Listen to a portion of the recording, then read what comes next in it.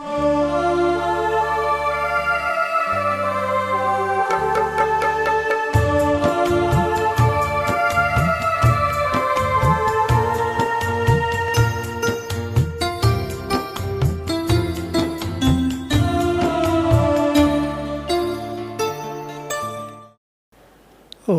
शांति।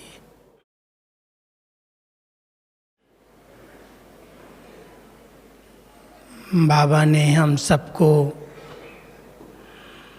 अपनी एक रस स्थिति बनाने के लिए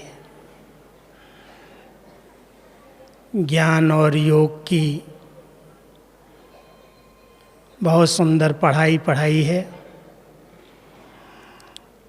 कई ऐसी बातें वर्तमान समय इस कलयुग के अंतिम चरण में परीक्षा बन करके आती हैं और वो ऊंची स्थिति को डगमग कर देती। जो एक रस स्थिति की सेटिंग होनी चाहिए उसकी बजाय स्थिति अपसेट हो जाती है। दो विधियां जो आज टॉपिक के अनुसार मुझे बताई गई, एक साक्षी दृष्टा स्थिति, दूसरी त्रिकालदर्शी स्थिति। हम सब इस बेहद नाटक के हीरो एक्टर्स हैं, बहुत श्रेष्ठ पाठधारी हैं और हर एक आत्मा इस नाटक के अंदर अपना अपना बहुत सुंदर पार्ट प्ले कर रही है। हम सब इसमें अपने पार्ट को और हर एक आत्मा के पार्ट को अगर साक्षी दृष्टा स्थिति से देखते हैं तो अपसेट नहीं हो सकते। क्या है ये साक्षी दृष्टा स्थिति? त्रिकालदर्शीपन की स्थिति। बाबा ने समय प्रति समय इन दोनों स्थितियों के बारे में बहुत सी मुरलियाँ सुनाई हैं, चलाई हैं। हम सब हद के नाटक जब देखते हैं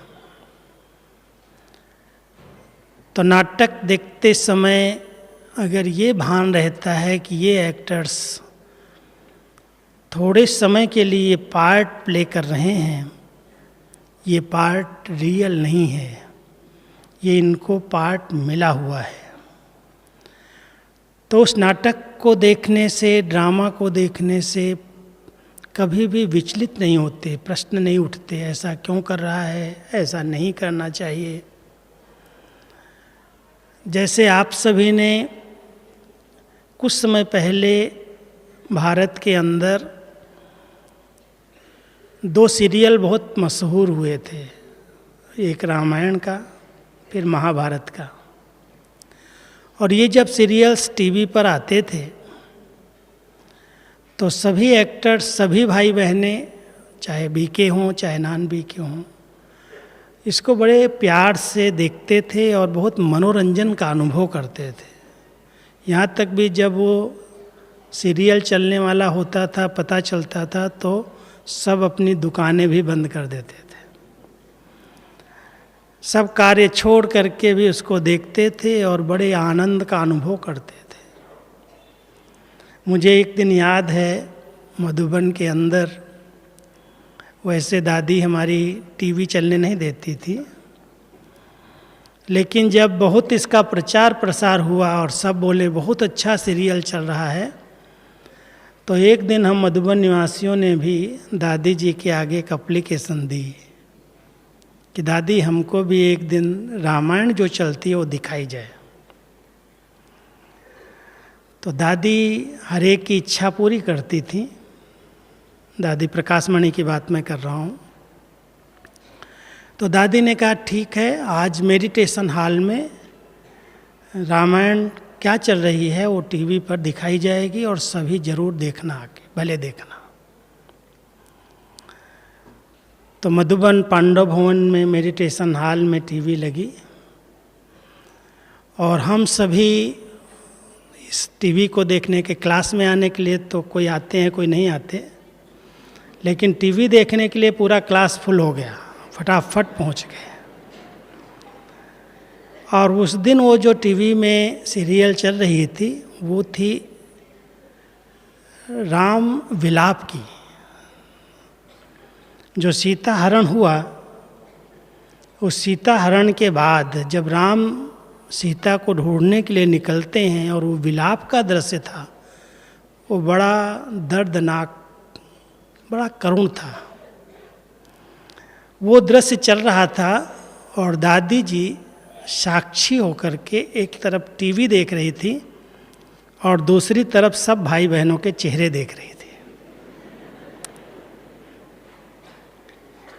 क्योंकि वो दृश्य देख करके कईयों के आंसू आ गए। कई उस दृश्य के अंदर इतना खो गए कि ऐसा राम के साथ ऐसा, इतना रोना पड़ा उसको एक सीता जी को ढूंढने के लिए, इतना दर्दनाक सीन। और पार्टधारी तो अपना पार्ट बजा रहे थे और बड़ा एक्यूरेट पार्ट बजाया था। राम का भी पार्ट एक्यूरेट था, रावण का तो प्राइज मिली थी उसको, तो कैसे सुंदर ढंग से सीता जी का हरण किया था।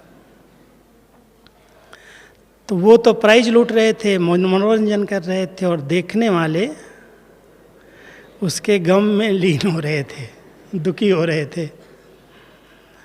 तो दादी ने कहा आज तो देख लिया, अब आगे के लिए कभी नहीं दिखाऊंगी। तुमको नहीं मालूम ये सब एक्टर्स ड्रामा कर रहे हैं, स्टेज पर ऐसा पार्ट बजा रहे हैं जो सब देख करके एक तरफ वाह वाह भी करते हैं और दूसरी तरफ हाय हाय भी करते हैं। और आप लोगों ने देखा तो देखना चाहिए कैसे, साक्षी दृष्टा होकर के देखना चाहिए, रियल नहीं है ये। और तुम इसको रियल समझ करके दुखी हो रहे हो, परेशान हो रहे हो, चेहरे बदल गए, हाव भाव बदल गए, माना आपने इसको साक्षी दृष्टा स्थिति से नहीं देखा। मैं क्यों बताना चाहता हूँ, इस नाटक के अंदर जो ये चल रहा है बेहद का नाटक, इसमें कई आत्माओं का बहुत तमोगुणी पार्ट है। कई प्रकार की आत्माएं हमारे संबंध संपर्क में आती हैं और बड़े विचित्र पार्ट प्ले करने लगती हैं। पहले बड़े स्नेही, बड़े सहयोगी, और चलते चलते माया उनको इतना अधीन कर देती है जो वही आत्माएं विघ्न रूप बन जाती हैं और ऐसा विघ्न डालती हैं जो हम उस एक्टर के उस पार्ट को पहचान नहीं पाते और उसको देख कर के बड़े दुखी होते, प्रश्न उठाते, इधर सुनाते उधर सुनाते।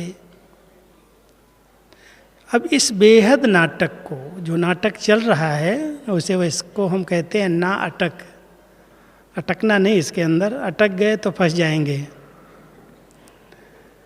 क्या कभी इसको देखते हैं कि ये आत्मा जो पार्ट प्ले कर रही है, कोई अच्छा पार्ट बजा रही है, कोई बुरा पार्ट बजा रही है, और ड्रामा में अगर दोनों पार्टधारी नहीं होंगे तो भी शायद ड्रामा अच्छा नहीं लगेगा, उसकी रुचि खराब हो जाए, रुचि नहीं रहेगी देखने वालों को। तो इस बेहद नाटक के अंदर जो ये चल रहा है, जिसने आत्मा और परमात्मा के साथ साथ इस ड्रामा रूपी नाटक को एक्यूरेट समझा है। हम सब जानते हैं इस नाटक के अंदर हम सभी आत्माएं सतयुग से लेकर के भिन्न भिन्न ड्रेस पहन करके अनेक आत्माओं के साथ भिन्न भिन्न रूप से पार्ट बजाती आई हैं। सतयुग और त्रेता के अंदर सभी आत्माएं अपने स्वस्वरूप में स्थित आत्मिक भान में होने के कारण कर्म अकर्म हुए, वहाँ पर विकर्म नहीं बने, पाप कर्म नहीं हुए, क्योंकि वहाँ देह अभिमान नहीं था। लेकिन जब द्वापर शुरू हुआ और देह अभिमान में आत्मा आई, तो देह अभिमान में आने के कारण उसके कई विकारों के अधीन होकर के कर्म हुए, पाप कर्म होने लगे। और जिनके संबंध संपर्क में आई, किसी के साथ बहुत अटैच हो गई, किसी से नफरत कर ली, कई प्रकार के स्वार्थ, मान, शान, लोभ, लालच के वश अपराध किए, गलत कर्म किए, और भिन्न भिन्न रूप से आत्माओं के साथ हम सब के हिसाब किताब बनने लगे। बाबा कहते हैं कई जन्म लेते लेते आत्मा जब अंतिम समय में आई, कलयुग के अंत में, और इतनी सब आत्माओं के साथ खेल खेलते खेलते लास्ट में पहुंची, इस समय बाबा मिले। और बाबा हम सब बच्चों को, हर आत्मा को बिल्कुल प्योर बना करके, शुद्ध बना करके, जो इस नाटक के अंदर उन्होंने खेल खेले, पार्ट बजाए, हिसाब किताब बनाए, वो सब चुकतू करा के वापस ले जाता है। ये सब हम सब के पास ये बहुत स्पष्ट ज्ञान है, समझ है। तो कौन सा पार्ट कब किसके आगे प्ले हो जाएगा, किस जन्म का कोई हिसाब किताब आ जाएगा, उसको बहुत साक्षी दृष्टा स्थिति में देखने की आवश्यकता है। अगर जरा भी क्यों, क्या, कैसे के प्रश्नों में उलझ गए तो खुद भी परेशान होंगे और दूसरों को भी परेशान कर देंगे। मेरे साथ ऐसा क्यों होता है, मेरे साथ ही होता है, मैं तो इतना अच्छे काम करता हूँ, मैं तो सदा सबको सुख देता हूँ, मैंने तो कोई ऐसी गलतियाँ की ही नहीं हैं, किसी को हमने नाराज़ ही नहीं किया, किसी को अपसेट ही नहीं किया, आज मुझे ये क्यों अपसेट कर रहा है, इसके साथ मैंने ऐसा क्या काम किया जो हमारे साथ ऐसा करता है। हम वर्तमान को देख रहे हैं, त्रिकालदर्शी स्टेज नहीं है, पता नहीं चलता है कि पिछले जन्मों में हमने इनके साथ क्या क्या किया है। अभी समय आया है वो चुकतू होने का, सामने आएगा। तो त्रिकालदर्शी स्टेज में रहने वाली आत्मा उस पार्ट को साक्षी दृष्टा स्थिति में देख सकती है, जिसके पास तीनों कालों का ज्ञान है, पास्ट, वर्तमान, प्रेजेंट और फ्यूचर। हम सब बाबा के बच्चे साक्षी दृष्टा स्थिति कैसे बनाएं, वो स्थिति है क्या। साक्षी शब्द का वैसे शाब्दिक अर्थ है न्यारा, साक्षी न्यारा, लेकिन एक न्यारा है इस देह अभिमान से खुद से न्यारे बनने का हम पुरुषार्थ करते हैं। हर एक आत्मा करती है कि मैं आत्मा जो इस शरीर के अंदर बहुत लिप्त हो गई, फंस गई, सब कुछ इसी को अपना समझ बैठे। अब इस अंतिम जन्म में जितना हम सब ने ये अभ्यास किया कि मैं आत्मा इस शरीर से अलग हूँ, न्यारी हूँ, तो इस न्यारेपन के अभ्यास से इस शरीर के द्वारा, इन कर्म इंद्रियों के द्वारा हम कर्म कराती हैं, करती हैं, ये न्यारी स्थिति। और अगर कोई कर्म का गलत परिणाम के अनुसार शरीर की भोगना आती है तो उसको हम सब साक्षी दृष्टा हो करके देखेंगे तो उसमें दुखी नहीं होंगे, परेशान नहीं होंगे। अभ्यास करके देखना कि कोई भी हिसाब किताब जब शरीर का आता है तो आत्मा कितना उस न्यारी स्टेज में रह करके उसको चुकतू करती है, भोगना को समाप्त करने के लिए योग करती है। दुआएं सब आत्माओं की बाबा की श्रीमत पर चल करके लेती है। वो सारे हिसाब किताब जो भी आते हैं वो साक्षी दृष्टा होकर के देखने वाली आत्मा कभी भी हाय हाय नहीं करेगी, क्यों हुआ, कैसे हुआ, मेरे आगे क्यों ऐसा हिसाब आ गया।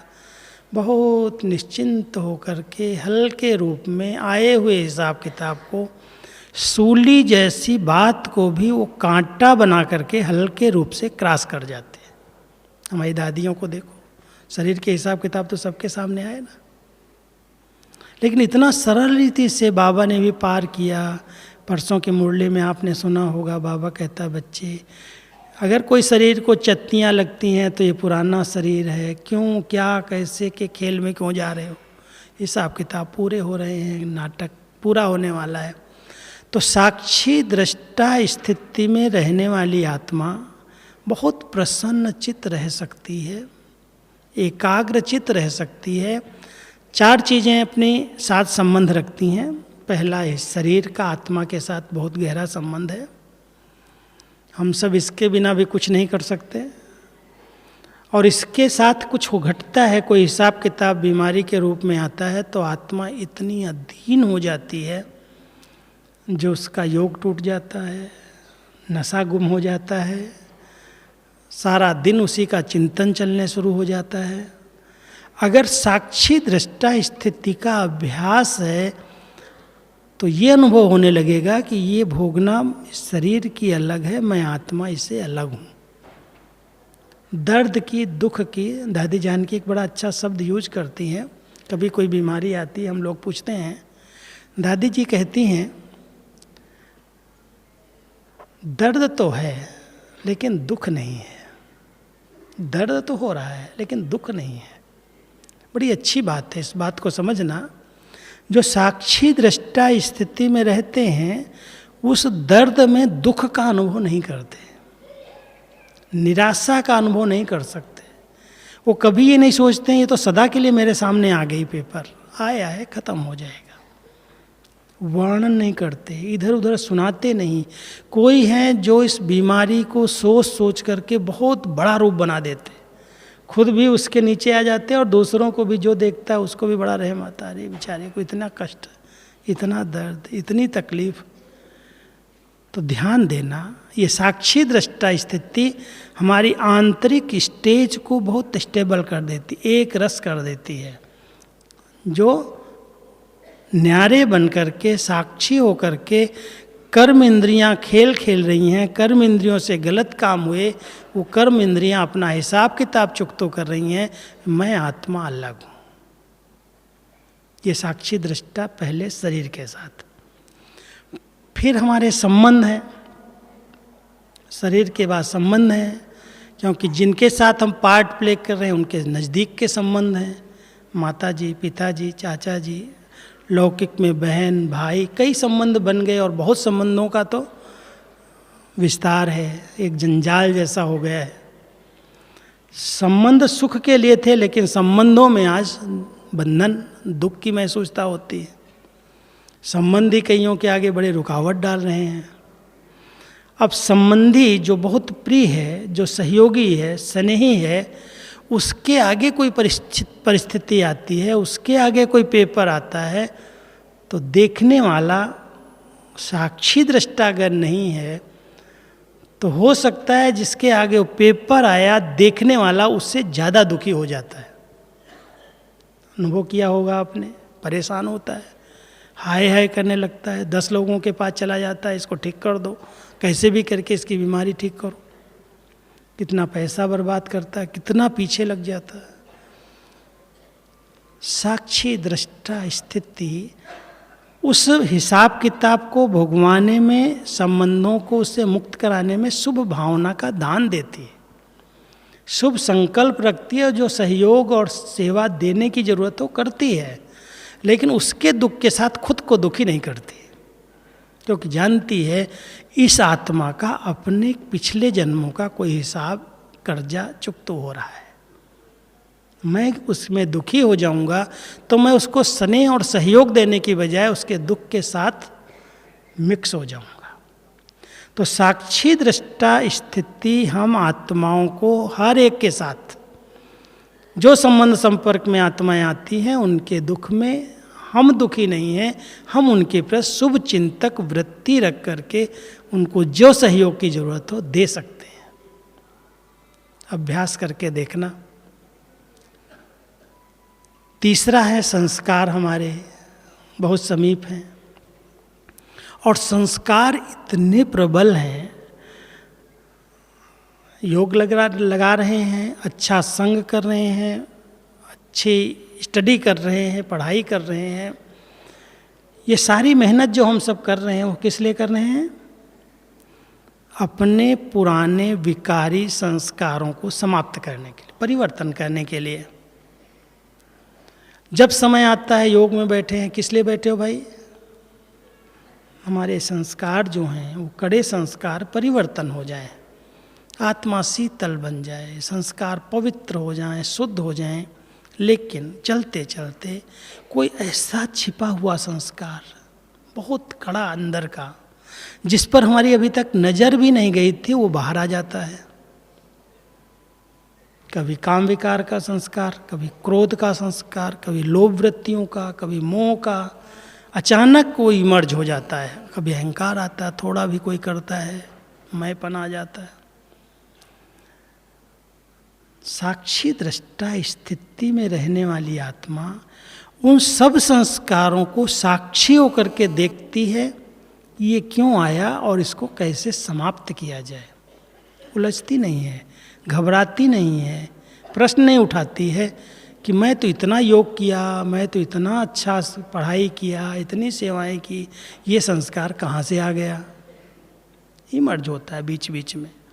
अच्छा आया है तो जाएगा, ज़्यादा सोचेंगे, ज़्यादा उस पर चिंतन करें। कई लोगों को तो सोच सोच करके अपनी खुशी गायब कर देते, अपना उमंग उत्साह ख़त्म कर देते। मेरे साथ ये हो गया, मुझे आज ऐसा रात को खराब सपन आ गया, मैं कभी सोचा ही नहीं था, मैंने इतना समय पवित्र रहा, इतना अच्छी नियम धारण किए, सब प्रकार की खान पान की परहेज करता हूँ, ये भी करता हूँ, ये भी करता हूँ, और फिर उस एक संस्कार ने इमर्ज होकर के उसकी खुशी छीन ली।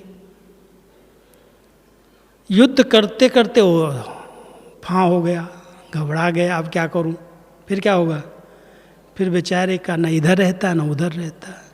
भाई मेहनत तो मैंने बहुत की, लेकिन इस संस्कार पर हमारी जीत नहीं हो पाती। अगर कोई भी संस्कार जिसको हमने कर्म में संबंध संपर्क में त्याग दिया, वो संस्कार इमर्ज हो जाता है, आ जाता है।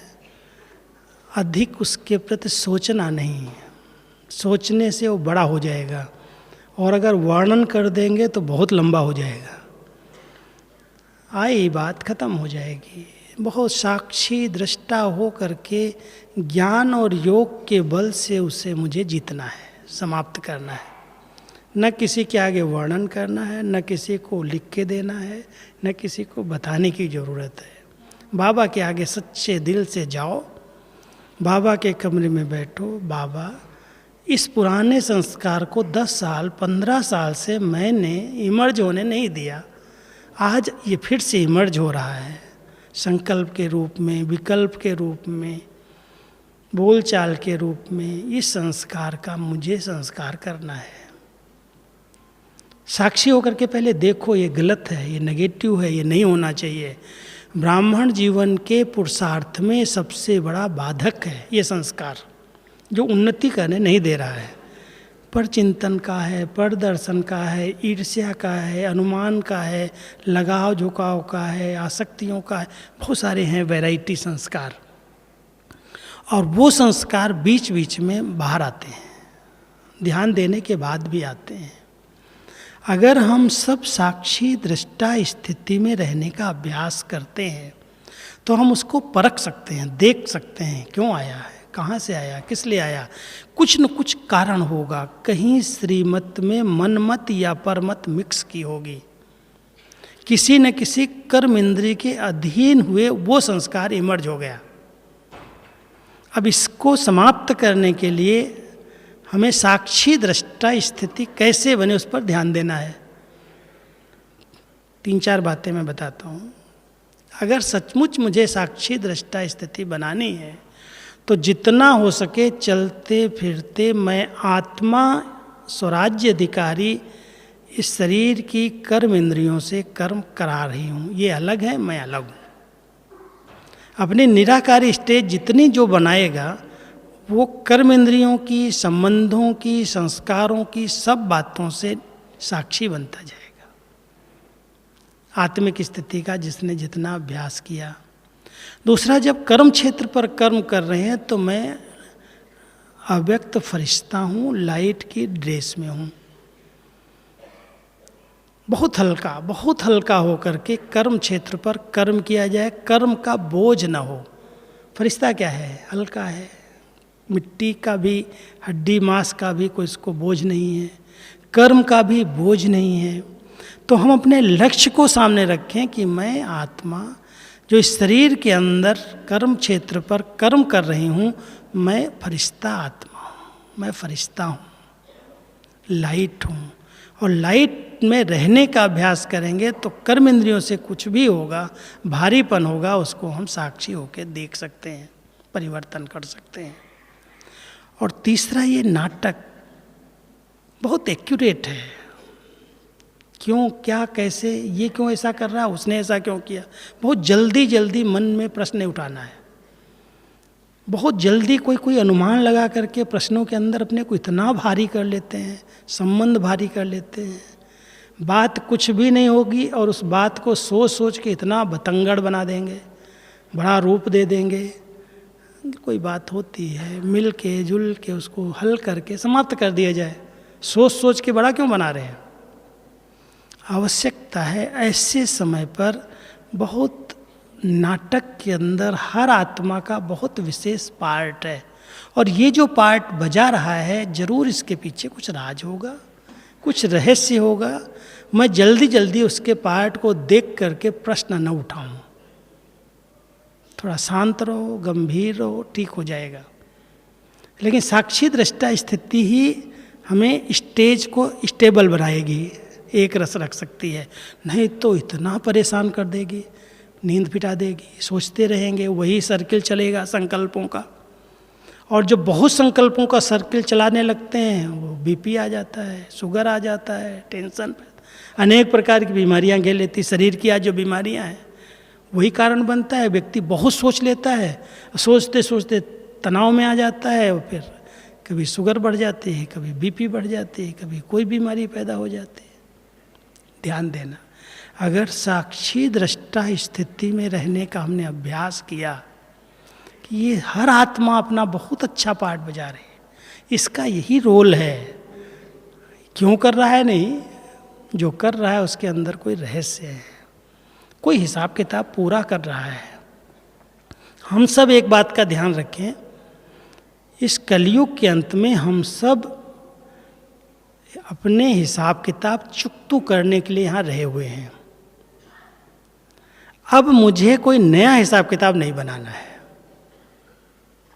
इस बात को बहुत अंडरलाइन करना, क्योंकि हिसाब किताब बनते अगर जा रहे हैं तो कभी योग नहीं लगेगा, भारी भारी रहेंगे, खुशी नहीं रहेगी, हल्कापन नहीं रहेगा, भारी जैसे एकदम कुछ हो गया मेरे से गलती।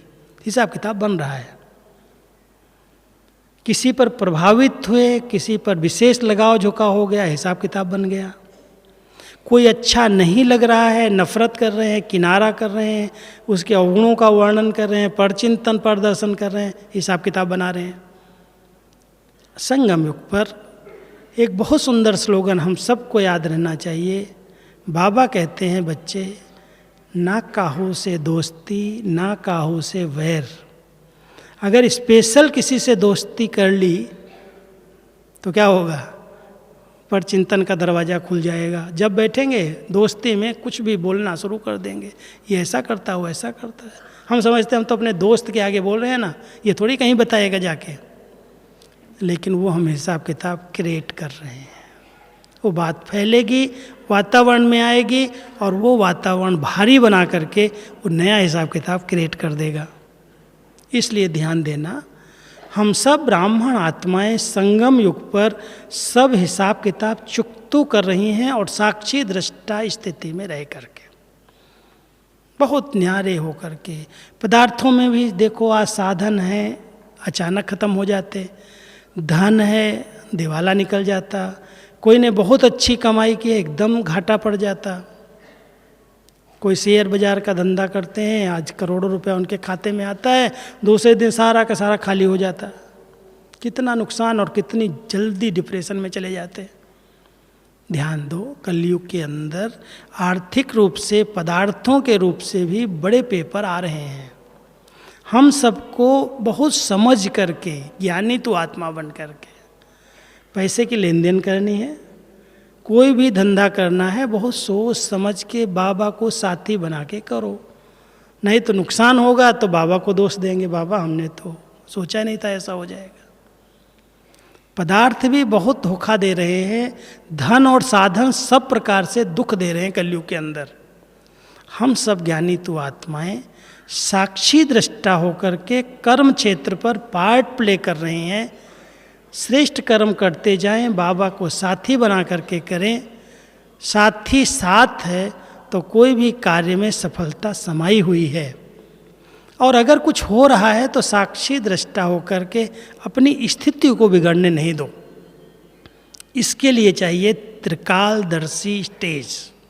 अब त्रिकालदर्शी स्टेज को थोड़ा सा स्पष्ट करता हूँ मैं। त्रिकालदर्शी माना केवल 3 काल का ज्ञान नहीं है। त्रिकालदर्शी माना इस समय जो मैं कर रहा हूँ, जो बोल रहा हूँ, जो सोच रहा हूँ, उसके 3 कालों को सोच समझ करके किया जाए। ये जो संकल्प चल रहे हैं, ये जो बोल निकलेंगे, इसका परिणाम क्या होगा, इसकी क्या रिजल्ट निकलेगी और इसका कारण क्या है। पास्ट में क्या ऐसी कोई बातें हैं जिसके कारण मेरे किसी आत्मा के प्रति बोल गलत निकल रहे हैं।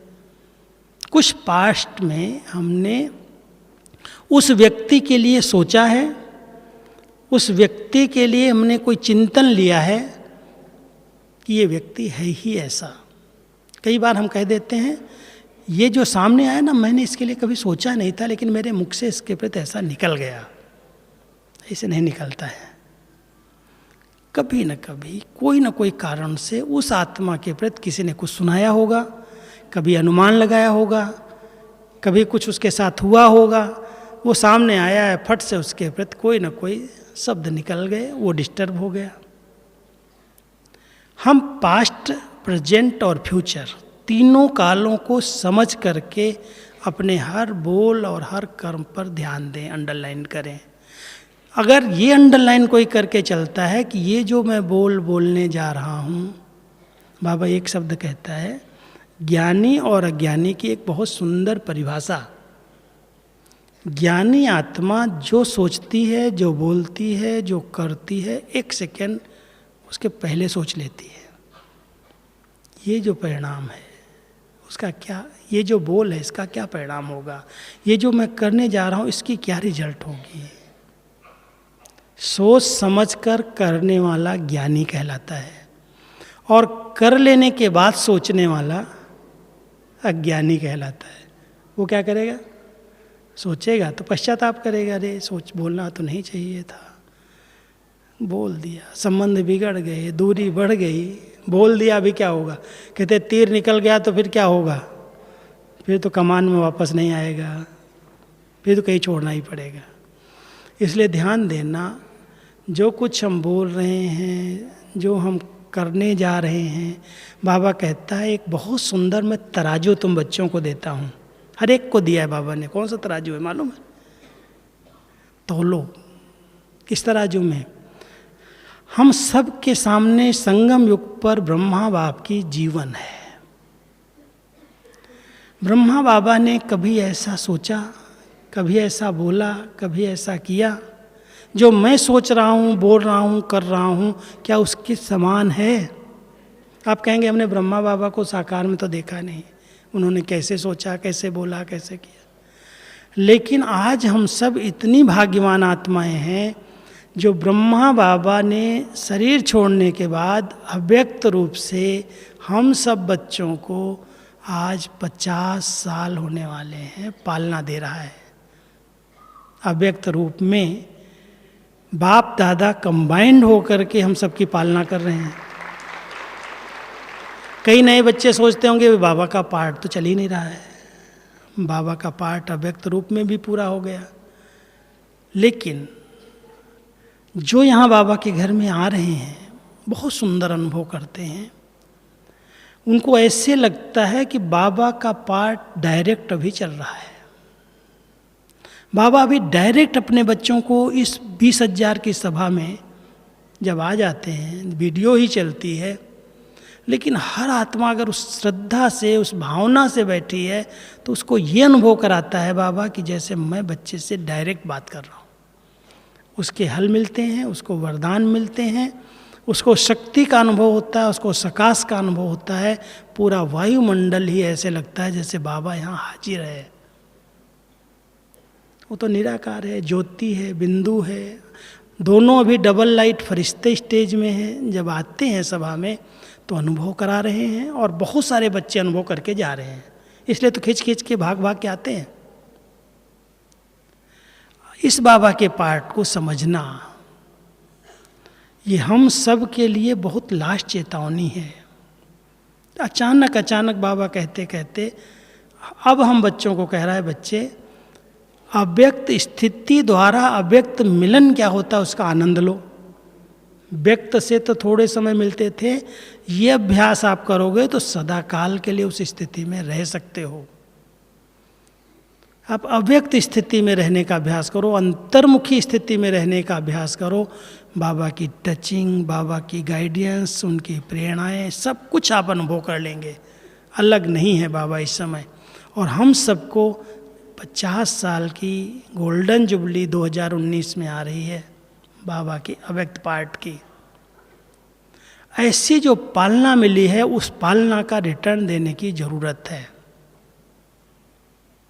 उल्हना नहीं दो, रिटर्न दो। इतना आप सब स्टडी करके देखो, 69 से लेकर के 2015 तक की हर एक मुरली प्रिंटेड है, किताब बनी हुई है। कोई ब्राह्मण आत्मा अगर सर्वोच्च स्टेज को प्राप्त करना चाहती है, त्रिकालदर्शी स्टेज को, त्रिलोकीनाथ की स्टेज को, साक्षी दृष्टापन की स्टेज को, मैं सिर्फ आप सबको एक राय देता हूँ, केवल एक मुरली की रोज स्टडी शाम को करो सोने के पहले, अव्यक्त बाबा की मुरली की। इतनी गहरी बाबा की बातें, इतनी सुंदर शिक्षाएं, एक एक बात स्पष्ट सुनाई है, जिससे हमारी वो संपन्नता, संपूर्णता, संपन्न पवित्र आत्मा संपूर्ण बन सके, उसकी सब प्रकार की शिक्षाएं हैं, ट्रेनिंग है। बहुत विधि से बच्चे कह करके प्यार से बाबा ने पढ़ाया है। अगर आप सभी बाबा की इन उम्मीदों में खरे उतर जाओ, जो बाबा ने हम सब में आशाएं रखी हैं, उम्मीदें रखी हैं, हम सब उनको रिवाइज करें, स्मृति में लाएं, और स्मृति में ला करके लक्ष्य रखें कि मुझे उसका स्वरूप बनना ही है। मुझे दीदी कहें, मुझे यहाँ मधुबन से डायरेक्शन मिले, मुझे ये बताया जाए, ये किया जाए, लेकिन बाबा ने सब कुछ बता दिया है। डायरेक्शन तो थोड़े समय के लिए आते हैं, कोई फॉलो करते, कोई नहीं करते, लेकिन अगर हमारे अंदर लगन लग गई कि मुझे अपनी संपूर्ण स्टेज को प्राप्त करना है, मुझे कर्मातीत स्टेज को प्राप्त करना है, मुझे हर परिस्थिति के अंदर, कितनी भी बड़ी परिस्थिति आज आनी है, कलयुग का अंत है, और बाबा कहते हैं इस अंत समय में हर क्षेत्र में अति होगी। अति के बिना अंत नहीं होता, और अंत के बिना आदि नहीं होती। तो आप ऐसा कभी नहीं सोचना कि हम बाबा के बच्चे बन गए, मेरे आगे तो पेपर आएगा ही नहीं। किसी न किसी रूप में हर आत्मा के सामने कोई भी परीक्षा आए, बहुत साक्षी दृष्टा स्थिति में रह करके, बाबा को साथी बना करके, नॉलेज फुल बन करके उस स्टेज पर रह के पार कर लो। क्यों, क्या, कैसे में हिलो नहीं। ये माया के विकराल रूप को बाबा एक बहुत सुंदर शब्द देता है, ये तो कागज का शेर है। शेर है लेकिन कागज का है। डरो नहीं, घबराओ नहीं, आएगा, खत्म हो जाएगा, लेकिन साथी सदा साथ रहे, सर्वसमर्थ। सदा एक बात ध्यान रखना, 1000 भुजाओं वाला बाबा हमारे साथ है। माया कुछ नहीं कर सकती है, परिस्थितियाँ कुछ भी नहीं कर सकती। अगर स्टेज एक रस रखनी है तो बस नॉलेज को स्वरूप में ले आओ। जो बाबा ने पढ़ाया है समय पर वो बात याद आ जानी चाहिए। शक्ति है, किसी के पास शस्त्र हैं, दुश्मन सामने खड़ा है वार करने वाला, और मुझे याद ही नहीं आता मेरा शस्त्र कहाँ रखा है, क्या होगा? वो तो परास्त कर देगा, हरा देगा। माया दुश्मन हर एक के सामने हर समय खड़ी हुई है, पेपर लेने के लिए हमेशा तैयार है, और हम सबके बाबा ने इतने शस्त्र दिए हैं, ज्ञान के अस्त्र शस्त्र मिले हैं, याद रखो ये सब शक्तियाँ हमारा श्रृंगार हैं। अगर 3 शक्तियाँ सदा साथ रखोगे तो साक्षी दृष्टा स्थिति बन जाएगी। एक, कोई भी बात आती है, जहाँ रह रहे हैं वहाँ सहन करना ही है। सहन शक्ति साक्षी बना देती है। दूसरा, अपनी या दूसरों की बात देख करके सुन करके समाने की शक्ति धारण करो। समाने माना ऐसा नहीं समा लिया तो उसको सोच सोच के बड़ा कर दो। समाना माना समाप्त कर देना, समा गई, खत्म हो गई। तो जहाँ सहन करने की, समाने की शक्ति है और कोई भी बात का विस्तार नहीं करो, उसको समेट लो। अब विस्तार करने का समय नहीं रहा, समेटने का समय चल रहा है। कोई भी बातें आती हैं, सार उसका समझो, सार स्वरूप में स्थित हो जाओ, बहुत सहज साक्षी दृष्टा स्थिति बन जाएगी और ऐसे लगेगा कि माया तो खिलौने के रूप में आई है। खेलो, मौज करो, मज़े का अनुभव करो, घबराओ नहीं, चिंतन नहीं करो। तो साक्षी दृष्टा स्थिति हर आत्मा को बहुत न्यारा, प्यारा, एकदम स्टेज एक रस, अचल, अडोल, स्थिर बना देती है। वो माया को रावण के रूप में भी देखता है, बड़े रूप में भी देखता है, तो भी उसको डरता नहीं, कहता आया है, ख़त्म हो जाएगा, हमारे साथ स्वयं भगवान है। क्या बड़ी बात है। तो आप सभी बाबा को साथी बनाओ और स्टेज को साक्षी दृष्टा बनाओ और नॉलेजफुल माना त्रिकालदर्शी होकर के कर्म के पहले, बोल के पहले। एक बड़ा अच्छा स्लोगन आप लोगों ने पढ़ा होगा, ट्रक के पीछे कभी गाड़ी होती ना तो पढ़ने में आता है। ट्रक के पीछे लिखते हैं लोग, सोचने के पहले भी सोच लो तुम्हारे साथ क्या जाएगा। सोचने के पहले सोच लो। हमने यार लिखने वाले की बुद्धि तो चली होगी, ये जो सोच रहे हैं उसके पहले भी सोचना है कि मेरे साथ क्या जाएगा। तो ऐसे संकल्प जो हमारे चल रहे हैं, आखिर इसका परिणाम क्या है, इसकी रिजल्ट क्या, इससे फायदा क्या है। सोच रहे हैं, बस सोचने की आदत है कईयों की, और टू मच सोच करके अपना भी सिर भारी कर लेते, चेहरा ही उदास। बाबा कहता है देखो कैसे बैठा है, जैसे मुर्दा बैठा है। ऐसा चेहरा बना लेते सोच सोच करके, जो खुशी नहीं, नशा नहीं, इतनी सब प्राप्तियां हो रही हैं, चेहरा ही सूखा हुआ, मुरझाया हुआ। अरे खुश नसीब, खुश नुमा, खुश किस्मत बाबा के बच्चे, खुशी के अंदर डांस करो, अंदर अंदर प्रफुल्लित रहो, आपके चेहरे को देख के सेवा हो जाए। 3 बातें और देता हूँ मैं आपको। सचमुच अगर कोई त्रिकालदर्शी स्टेज पर रहे, नॉलेजफुल होकर के रहे, नॉलेजफुल रहे, केयरफुल रहे। केयरफुल समझते हो, माना जो ईश्वरीय नियम और मर्यादाएं बाबा ने बनाई हैं उस पर फुल अटेंशन, सावधान, केयरफुल, चेहरा चेयरफुल हो जाएगा। जब नॉलेजफुल, केयरफुल और चेयरफुल, खुशनुमा, प्रसन्न चित्त स्थिति में कोई रहेगा तो बाबा अपने आप प्रत्यक्ष हो जाएगा। वाणी से नहीं होगा, कितना भी ज्ञान सुना लो।